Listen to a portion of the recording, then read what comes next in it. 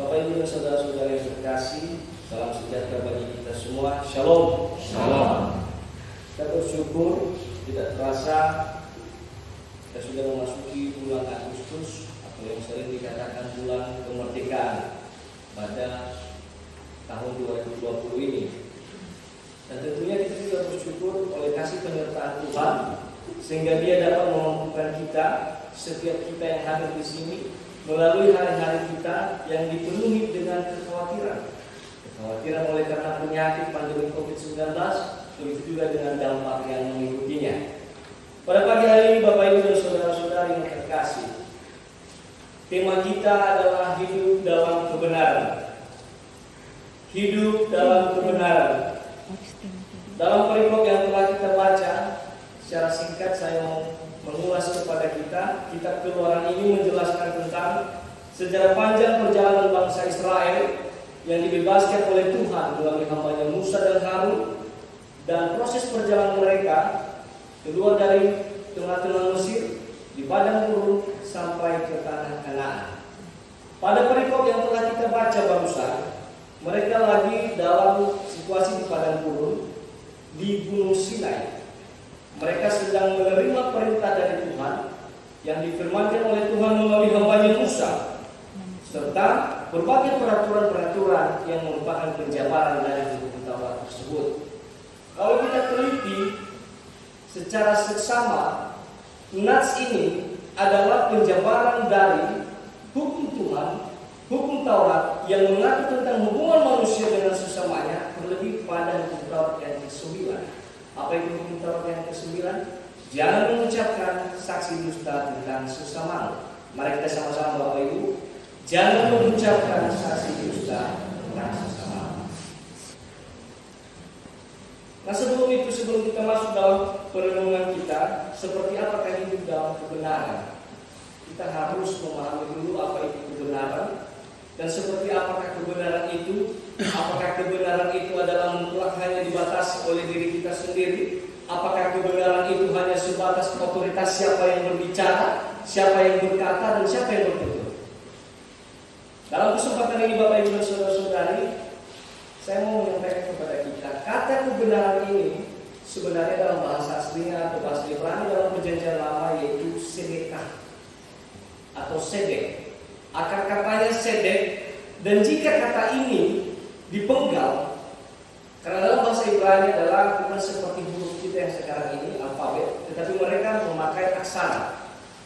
Ketika kata sedek itu dibelah ataupun dipenggal, maka akan muncul dua aksara di situ, sadek, dalet, yang artinya memenjarakan, kemudian kof, yang artinya monyet atau binatang. Secara singkat arti kata tersebut adalah sedek, orang yang benar atau orang yang melakukan kebenaran. Jika kita kaitkan dalam hal pemenggalan kata tersebut, berarti orang yang benar adalah orang yang memenjarakan sifat hewan, sifat naluri binatang yang ada dalam diri setiap manusia. Mungkin kita bisa membantah hal itu, tapi fakta mengatakan manusia diciptakan sempurna. Pada kenyataannya kita kadang-kala lebih jahat dan lebih kasar daripada binatang. Untuk itu Bapak Ibu dan saudara-saudari, itu juga dalam perjanjian baru kita selaku umat Kristiani pada saat ini yang menjadi pedoman dan penuntun hidup kita. Yohanes 14 ayat 6, Yesus berkata, "Akulah jalan dan kebenaran dan hidup. Tidak ada seorang pun yang datang kepada Bapa kalau tidak melalui Aku." Yesus tidak sekedar berkata akan kebenaran. Yesus tidak sekedar mengajarkan tentang kebenaran, tetapi pada hakikatnya Dia adalah kebenaran sejati itu yang tidak bisa dibantah oleh kebenaran-kebenaran duniawi. Ada banyak para filsuf yang mencoba mengkaji tentang kebenaran, tetapi pada prinsipnya hanya Yesus Kristuslah yang telah terbukti menjadi kebenaran sejati, kebenaran yang universal bagi seluruh umat manusia. Nah Bapak Ibu dan saudara-saudari, kaitannya dengan berikut yang telah kita baca barusan, ternyata berbicara tentang hidup dalam kebenaran itu sebenarnya maknanya sangat luas. Tetapi pada kesempatan ini kita akan membahas secara khusus berdasarkan berikut ini. Ada setidak-tidaknya 3 hal yang perlu percaya selaku umat Tuhan pada saat ini. Yang pertama, untuk hidup dalam kebenaran kita harus memiliki kejujuran. Kita harus memiliki kejujuran. Muhammad Hatta, waktu Presiden Republik Indonesia yang pertama, pernah mengatakan seperti ini: kurang cerdas dapat diperbaiki dengan belajar, kurang cakap dapat dihilangkan dengan pengalaman, namun tidak jujur sangat sulit untuk diperbaiki. Jika kita tinjau juga dalam Kamus Besar Bahasa Indonesia, apa artinya kata jujur? Sederhana itu adalah lawan kata daripada kebohongan. Jujur artinya lurus, tidak berbohong atau berkata apa adanya, bukan ada apanya. Apa yang aku ketahui tentang hal sesuatu, apa yang aku ketahui tentang saudara-saudari, saya mengatakannya dengan apa adanya, tanpa embel-embel apapun. Nah, orang yang jujur di dalam uraian ini pada ayat 1 sampai ayat 3 telah diuraikan secara spesifik bagi kita, Bapak Ibu dan saudara-saudari. Di dalam ayat 1 dikatakan kita jangan menyebar kebohongan, jangan membantu orang yang bersalah dan menjadi saksi yang tidak benar. Mungkin kita masih ingat kasus Ratna Sarumpait yang sempat heboh di televisi sekitar tahun lalu. Dan itu kalau tidak terbukti bisa kacau negara ini. Kenapa bisa kacau? Stabilitas nasional bisa kacau. Mungkin karena menjelang pesta demokrasi pada saat itu. Dia mengatakan dia telah digebukin, dia telah dianiaya oleh beberapa orang atau oleh beberapa oknum, hingga pada akhirnya dia terbukti ternyata berbohong. Dan itulah pengaruh kebohongan. Mungkin bagi diri kita berbohong itu adalah hal yang wajar. Tetapi jika itu menyangkut orang lain, lingkungan sekitar kita, masyarakat yang luas, maka itu bisa berakibat fatal bagi kehidupan kita di tengah-tengah sesama. Nah, di sini dikatakan janganlah engkau menyebarkan kabar bohong. Untuk merangkum ayat 1 dan ayat 2 ini, saya mengangkat sebuah cerita dan mengingatkan kita kembali cerita dalam Perjanjian Lama. Mungkin Bapak Ibu dan saudara-saudari masih ingat kisah tentang kebun anggur Nabot. Pada saat itu Raja Ahab datang kepada Nabot. Dia sangat menyukai kebun anggur Nabot, sehingga dia memintanya untuk dijualkan kepadanya dan diganti dengan kebun anggur yang lain. Sebab kebun anggur itu berada di dekat rumahnya atau istilahnya. Akan tetapi apa yang disampaikan oleh Nabot, dia tidak mau menjual itu, menggadaikan kebun anggur tersebut oleh karena itu merupakan milik pusaka nenek moyangnya. Akhirnya Raja Ahab gelisah, dia meracik, dia ngambek, dia menyendiri dalam istana. Sang ratu kemudian datang. Sang ratu ini namanya Izebel. Izebel, dia datang, dia merayu, dia mencari apa persoalan Raja Ahab, lalu dia menceritakan tentang Nabot yang menolak untuk menjual kebun anggurnya. Dan di situ Bapak Ibu dan saudara-saudari, ini berbicara tentang kejujuran seseorang atau ketulusan seseorang. Ratu Izebel mencoba mengajak suaminya Raja Ahab untuk menenangkan hatinya. Apa yang dikatakannya? Dengarlah dan lihatlah, kebun anggur itu akan diberikan kepadamu. Esok harinya dia memanggil para sekretaris negara, para tua-tua di tempat itu untuk memaklumkan puasa, disebarkan kepada seluruh bangsa Israel pada saat itu, seluruh kerajaan Israel. Sehingga itu dalam maklumat tersebut disampaikan begini: taruhlah Nabot di barisan yang paling depan di antara rakyat dan suruh 2 orang jahat untuk menuduh dia, memberikan tuduhan palsu bahwa dia telah mengutuki Allah dan raja. Apa yang terjadi pada akhirnya, Bapak Ibu dan saudara-saudara? Nabot dilempari batu, dirajam batu oleh orang banyak sampai mati. Dan kebun itu diambil alih oleh Raja Ahab berkat istrinya tersebut. Poin yang mau kita ambil di situ adalah, sudut pandang yang mau kita ambil di situ adalah bahwa sebenarnya kabar bohong yang disampaikan tersebut dapat beresiko fatal bagi keberlangsungan seseorang, sekelompok oknum, atau bahkan masyarakat luas jika ada seseorang yang oleh karena hasrat duniawi ingin menguasai segala sesuatu.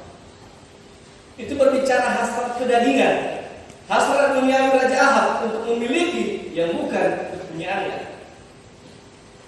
Apa yang dilakukan oleh Jezebel? Dia menyatakan, melakukan kabar bohong melalui kedua orang tersebut. Dan lucunya, mungkin karena rajanya atau sang ratu yang karena atas materi raja yang memerintahkan itu, maka dua orang bersila tadi menyatakan tuduhan palsu, sehingga orang-orang banyak merajam Nabot dengan batu sampai mati. Di ayat yang kedua dikatakan di sini, janganlah engkau turut-turut kebanyakan orang melakukan kejahatan dan dalam memberikan kesaksian mengenai sesuatu perkara. Janganlah engkau turut-turut kebanyakan orang membelokkan hukum. Coba bayangkan, hanya oleh karena kesaksian yang dua orang tadi, mereka memberikan tuduhan palsu kepada Nabot tanpa klarifikasi, tanpa pencarian fakta yang benar kebenaran tersebut. Orang banyak tersebut berbondong-bondong untuk melempari dia sampai mati. Inilah fakta kehidupan kita. Mulai dari kita kecil, bahkan tingkatan sekolah. Anak-anak sekolah kalau catur les harus berbarengan, kalau ke WC harus berbarengan. Kita mau jalan-jalan juga harus berbarengan. Dan kadang-kala kita datang ke persekutuan hanya karena ingin bergabung dengan orang banyak. Bagus ke gereja lah, lebih bagus dengan musik daripada di rumah. Udah gak ada paket, gak bisa live streaming di YouTube. Yang lebih bagus dia datang ke gereja. Tujuannya, motivasinya berbeda dengan orang kebanyakan, tetapi dia menyusupkan motivasinya tersebut hanya karena orang banyak datang ke gereja. Sehingga dia bilang, ini orang yang rajin beribadah ke gereja, ini orang yang rajin beribadah ke persekutuan. Jangan sampai kita melakukan sesuatu, baik itu kejahatan, baik itu kebenaran, tanpa kita tahu fakta yang sebenarnya. Kebanyakan kita seringkali melakukan hal-hal yang berbeda.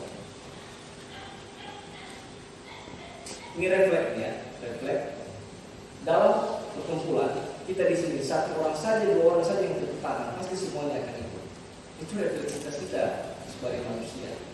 Nantinya perlu kita tahu mengapa, apakah kita harus mengikuti kejahatan tersebut? Apakah betul itu merupakan sebuah kebenaran atau kejahatan yang mengakibatkan kita berdosa dan tidak sepantasnya di hadapan Tuhan?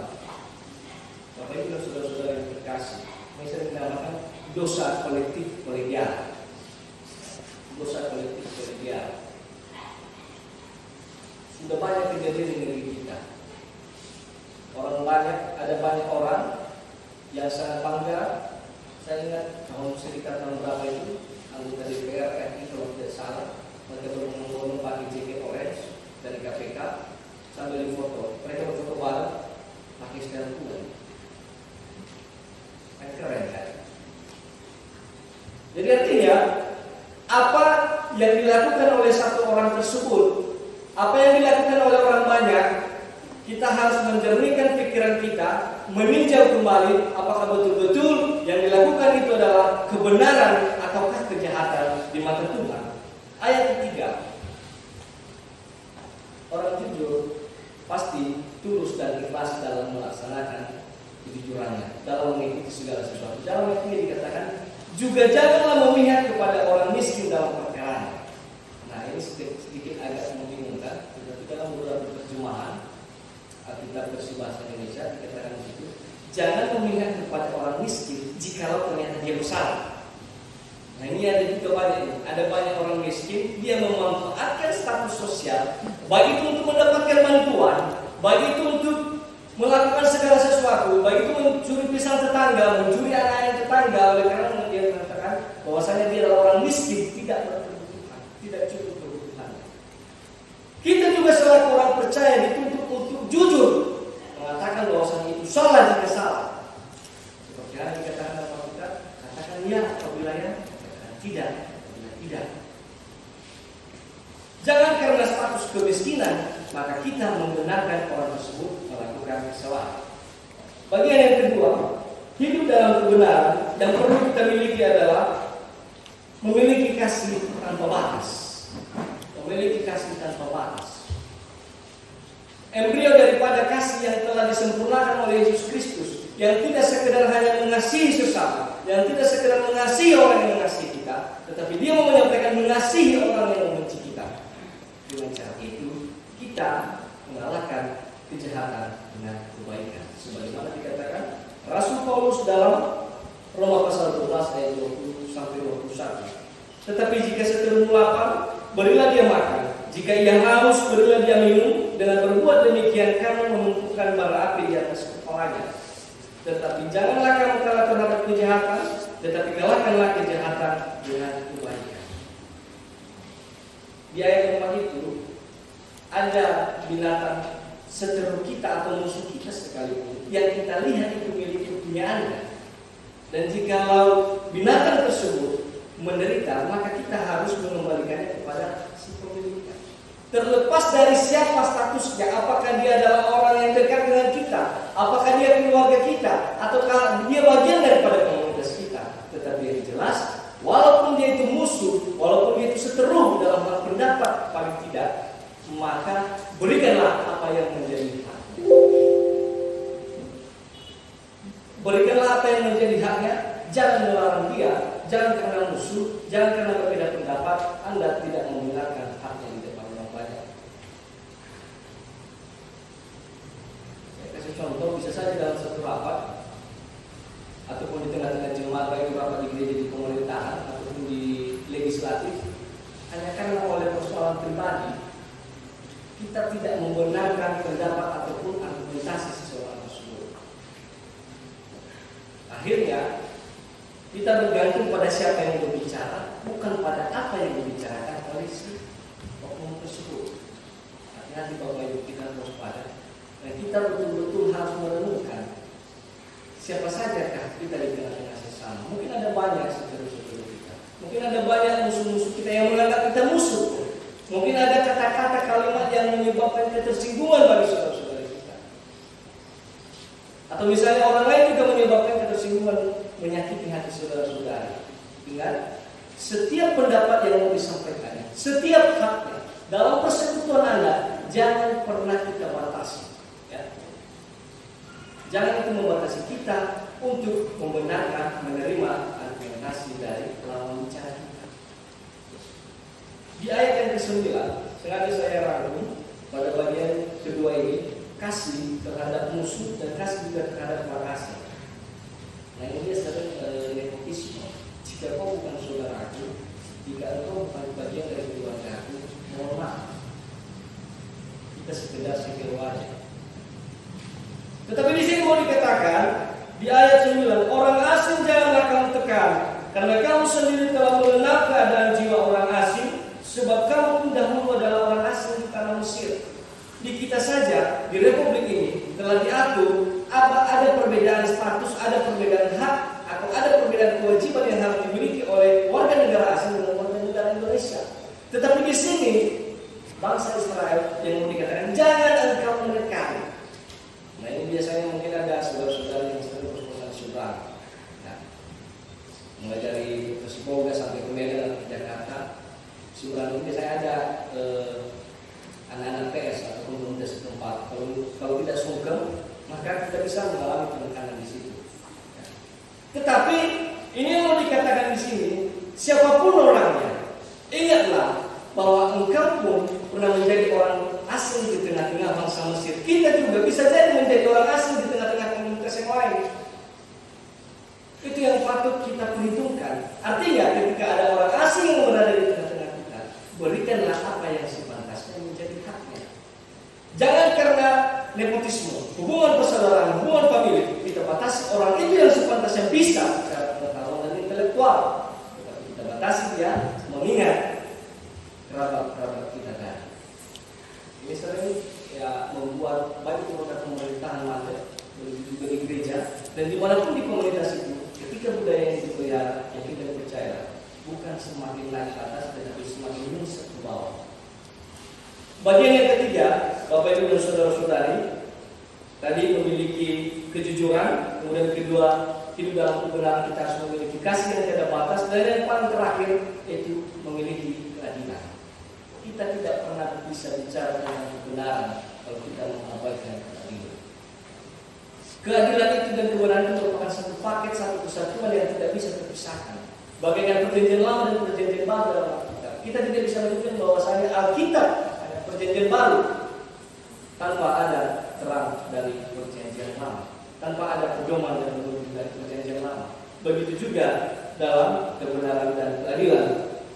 Saya bacakan kepada kita di ayat 6. Janganlah engkau memperkosa hak orang miskin di antaramu dalam perkara. Nah, ini kebalikan dari ayat 3 tadi, bahwasanya kita tidak bisa membenarkan juga orang miskin yang melakukan kesalahan. Tapi di sini dikatakan janganlah engkau memperkosa hak orang miskin di antaramu dalam perkaranya. Ini sebenarnya peraturan ini sifatnya peradilan, dalam sistem peradilan. Tapi ini bisa kita adopsi dalam kehidupan keseharian kita. Spirit daripada ayat-ayat ini bisa kita adaptasi dalam kehidupan kita keseharian kita dalam kondisi kita. Jangan memperkosa orang miskin. Seringkali ada banyak pejabat, ada banyak aparat yang berwenang. Dia tumpu pada orang kaya dalam menyatakan keadilan, tetapi dia sangat tajam bagi orang-orang menengah ke bawah. Dan itulah fakta yang terjadi di tengah-tengah kita. Andaikan saja itu ada orang kaya ataupun orang yang mempunyai strata sosial yang tinggi di tengah-tengah komunitas tersebut, maka apapun yang disampaikannya kita mendengar oleh karena status dia, bukan pada apa yang dibicarakannya. Tetapi jika orang miskin yang meminta haknya, maka dengan segala kebanyakan kita mengabaikan hal-hal tersebut. Ayat berikutnya, haruslah kau jagakan dirimu dari perkara dusta. Orang yang tidak bersalah dan orang yang benar tidak boleh kau bunuh, sebab aku tidak akan membenarkan orang yang bersalah. Maksudnya kira-kira begini. Kita selaku manusia, kita harus menjauhkan diri dari segala dusta. Bahwa dusta itu adalah sebuah keniscayaan yang tidak bisa kita bantah kesilapan kita sebagai manusia yang sudah jatuh ke dalam dosa. Tetapi kita harus berusaha menjauhkan diri dari segala tipu muslihat dan dusta tersebut yang bisa mengakibatkan orang lain menderita ataupun dihukum. Saya kasih contoh, mungkin dalam kasus Ahok, mungkin dalam perspektif yang berbeda dalam pengadilan itu, mungkin ada banyak saksi yang memberatkan. Ya. Bisa saja benar, bisa saja tidak. Tetapi okelah kita asumsikan itu tidak benar. Oleh karena dugaan tersebut, oleh karena asumsi yang tidak benar tersebut, maka akhirnya itu bisa memberatkan si orang yang tidak bersalah tadi. Bukan hanya sekedar membunuh Bapak Ibu. Kita sering mengucapkan hal-hal yang tidak benar kepada sesama kita. Apa hal-hal yang tidak benar itu? Mungkin kita berkata dia itu sombong, ya. Padahal sebenarnya kita baru pertama kali jumpa dengan dia. Dan itu merupakan, sadar atau tidak sadar, itu adalah pembunuhan karakter secara pelan-pelan. Coba kita ejek satu orang saya gendut, maaf cakap kalau ada di sini yang rasa. Kalau kita mengejek seseorang teman kita dengan gendut, oleh karena ucapan tersebut itu bisa saja salah, tapi mungkin kedepannya dia bisa saja badannya kembali kurus, tapi dia bisa dibully, pembunuhan karakter. Mungkin hanya sekali kesalahannya, akhirnya kita menyatakan bahwasanya orang itu tidak benar. Akhirnya dia dibully sepanjang hidupnya. Hati-hati Bapak Ibu, jika ada di antara kita yang seperti itu, mari kita merenungkan kembali firman yang telah disampaikan kepada kita. Yang terakhir, ketika kita memiliki keadilan, suap janganlah kau terima. Yaitu apa? Sebab suap membuat buta mata orang-orang yang melihat dan memutarbalikan perkara orang-orang yang benar. Di sini yang mau dikatakan, jangan engkau menerima suap dan jangan juga kita menjadi pemberi ataupun aktor daripada suap. Saya mengingatkan kepada saudara-saudara, beberapa bulan lagi yang akan datang, kita akan masuk memilih calon yang akan memimpin kita di setiap kabupaten atau kota di Kepulauan Riau. Pesta demokrasi. Jangan sampai harga suara kita itu dibayar. Cukuplah kita memberikan keadilan bagi seseorang tersebut yang kita layak benar, yang kita layak pantas, tanpa menerima suap. Ada juga orang yang memanfaatkan suap untuk mengejar jabatan. Ini mungkin kebiasaan di lingkungan pemerintah, bahkan di lingkungan gereja tidak tertutup juga seperti itu. Mungkin dalam konteks yang berbeda. Ingat Bapak Ibu dan saudara-saudari, suap itu tidak dibenarkan oleh Tuhan dalam bentuk apapun. Karena suap itu, dia memulai suap, pada akhirnya dia akan melakukan korupsi untuk mengembalikan uang uang yang keluar daripada. Untuk itu, ini bagi Bapak Ibu dan saudara-saudara, bagi kita semuanya, bagi mahasiswa-mahasiswi.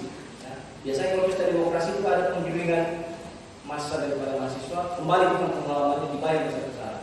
Ingat, jangan gadaikan suara Anda hanya untuk meminta rupiah tersebut.